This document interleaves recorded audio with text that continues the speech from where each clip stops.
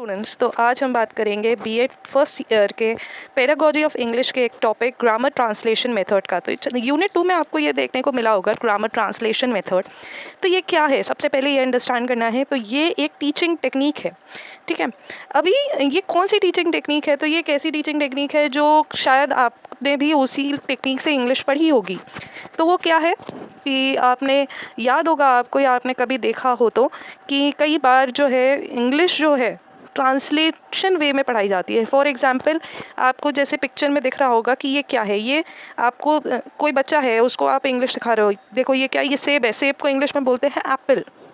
तो ये जो वर्ड टू वर्ड ट्रांसलेशन बच्चा सोचता हिंदी में है, अपनी रीजनल या लोकल लैंग्वेज मदर टंग में सोचता है, और उसको हम ट्रांसलेशन सिखाते हैं, वो होता है ट्रांसलेशन मेथड।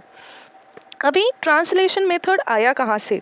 तो ट्रांसलेशन मेथड जो है अराउंड 1500s में ओरिजिनेट हुआ था, ठीक है। एंड ये इसलिए ओरिजिनेट हुआ था क्योंकि लैटिन जैसी लैंग्वेजेस पहले यूज़ में आती थी, फिर जब वो डिक्लाइन हुई तब इंग्लिश का यूज़ आया और लैटिन को एज अ सब्जेक्ट पढ़ाया जाने लगा, ठीक है। तो आप यहाँ पर देख सकते हैं कि ग्रामर ट्रांसलेशन मेथड क्या होता है। अ मेथड ऑफ फॉरेन और second language teaching which makes use of translation and grammar study as the main teaching and learning activities. तो किसी भी फॉरेन या सेकेंड लैंग्वेज को पढ़ाने का एक तरीका है ये, जिसमें हम ट्रांसलेशन और ग्रामेटिकल स्टडी मतलब ग्रामर पे ज़्यादा जोर देते हैं। ऐसे मेथड को ग्रामर ट्रांसलेशन मेथड कहते हैं, ठीक है। तो जैसे कि मैंने आपको एक्सप्लेन कर ही दिया है, तो अगर हम बात करें प्रिंसिपल्स की कि इसके क्या प्रिंसिपल्स हैं, तो इसके प्रिंसिपल्स में क्या है कि इसमें राइटिंग पे ज़्यादा फोकस किया गया। बच्चे को राइटिंग सिखाने में, मतलब कि जो एक सिस्टम होता है इंग्लिश टीचिंग का, वो होता है LSRW। इसको फॉलो ना करते हुए राइटिंग पर ही फोकस किया गया, ठीक है। दूसरा, इसमें जो बच्चे की फर्स्ट लैंग्वेज होती है L1 होती है ना, फर्स्ट लैंग्वेज मतलब मदर टंग, उसका इस्तेमाल होता है। ये थोड़ा रटने वाला मेथड है, ठीक है।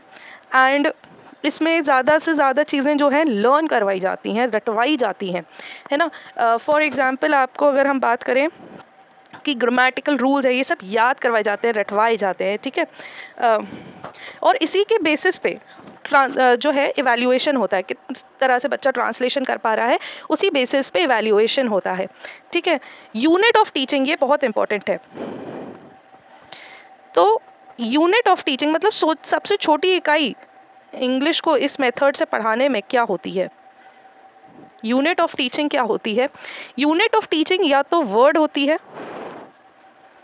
या तो लेटर होती है, ठीक है। सबसे छोटी यूनिट क्या होती है? वर्ड होती है। क्यों?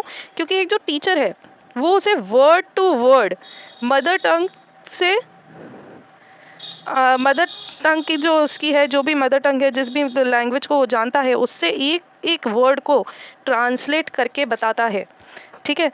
होमवर्क जो दिया जाता है, जो असाइनमेंट्स दिए जाते हैं, वो कैसे वो असाइनमेंट्स दिए जाते हैं, इसमें दिए जाते हैं L1 से L2 में कन्वर्ट करने के और L2 से L1 में कन्वर्ट करने की। ये क्या है L2 L1?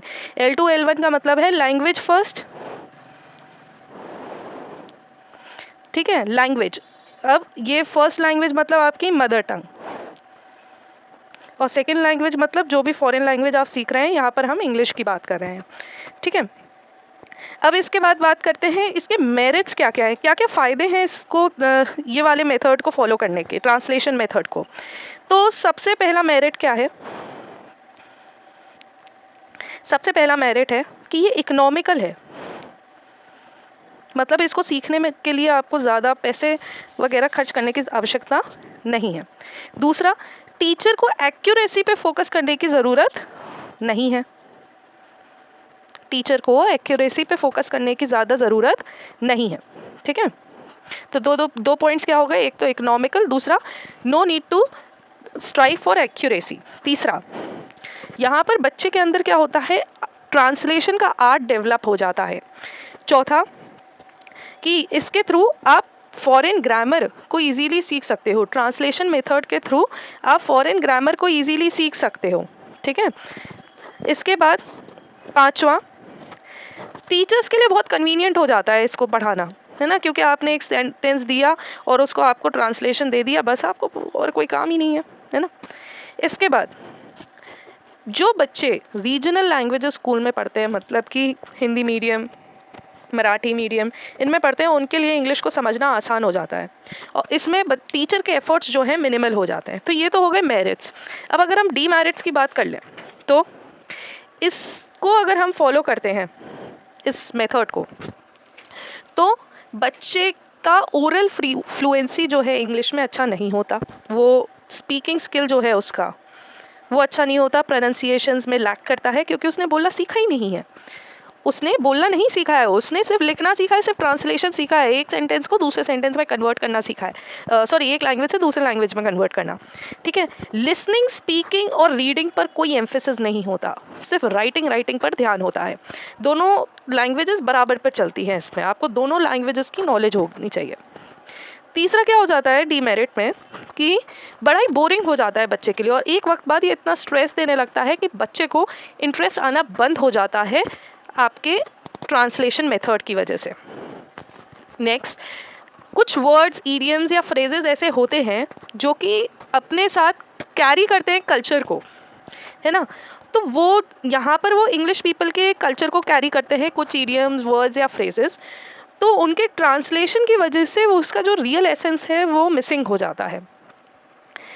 इसके अलावा जो बच्चा है, जो लर्नर है, जो इंग्लिश सीख रहा है ट्रांसलेशन मेथड से, वो डे टू डे कम्युनिकेशन नहीं कर पाता है इंग्लिश में, क्योंकि उसने सिर्फ ट्रांसलेशन से सीखा होता है, क्योंकि वो हिंदी में सोचता है।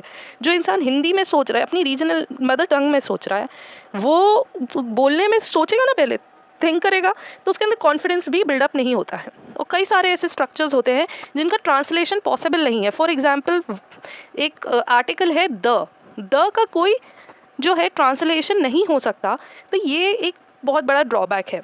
साथ ही इसकी वजह से आप साइलेंट रीडिंग, मॉडल रीडिंग और रैपिड रीडिंग मिस कर देते हैं। आई होप आपको ये टॉपिक क्लियर हुआ हो। अगर आपको ये टॉपिक क्लियर हो और आप इसी तरह के और लेक्चर्स बीएड पर चाहते हो, तो आप लाइक चाहे ना भी करें, कमेंट में ये ज़रूर बताएं कि आपको इस तरह के लेक्चर्स और चाहिए।